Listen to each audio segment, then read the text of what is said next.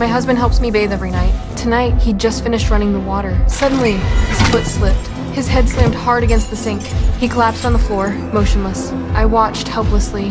The faucet was still running. The water had already reached my neck. But I'm paralyzed. I can't do anything. If this keeps up, I'll drown. Survival instinct kicked in. I had to find a way. I still have some feeling in my right foot. I tried to reach the drain plug at the bottom of the tub with my foot. Every movement was excruciating with my paralyzed body, but I couldn't give up. I tried again and again. Finally, my foot touched the drain plug. I pulled with all my strength, but it only came halfway out.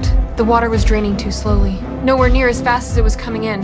The water was about to cover my nose. I desperately kept pulling at the drain plug, but I pulled too hard. Not only did I fail to fully open the drain, I broke the chain holding it in place. I don't want to drown. I turned my attention to the shower head at the bottom of the tub, using my barely functional left hand, struggling to move the shower head to turn off the faucet, but the process was too slow. The water kept rising, about to completely submerge me. I had to make one last desperate attempt. At the final moment, I yanked hard. The water flow decreased slightly, but the level was still rising. I wasn't out of danger yet. I had to think of something else. I slowly lifted my foot out of the water, channeled all my strength into it, then slammed it down on the drain plug. Finally, the drain opened completely. The water began rushing out. I could finally breathe again. I survived. What shocked me even more? After this life or death ordeal, my paralyzed body could feel again. But this wasn't the time to celebrate. I gripped the edges of the tub with both hands. Slowly stood up. I needed to check on my husband on the floor.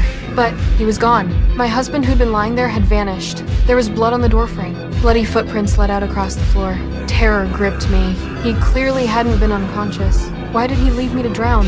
I remembered before my paralysis, my best friend had warned me. She said my husband might be having an affair. Now thinking about everything that happened tonight, this was his carefully planned murder. He wanted to kill me. The thought sent chills through my body. I won't let him succeed. I struggled to climb out of the tub. My body hadn't fully recovered. I could only drag myself forward with my upper body. The will to survive kept me going.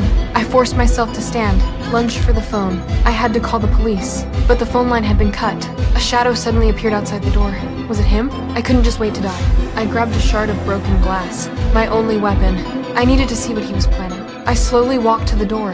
It was just the curtain moving in the wind, but I couldn't let my guard down. I gripped the glass shard tightly, slowly made my way downstairs. He could appear at any moment to finish me off.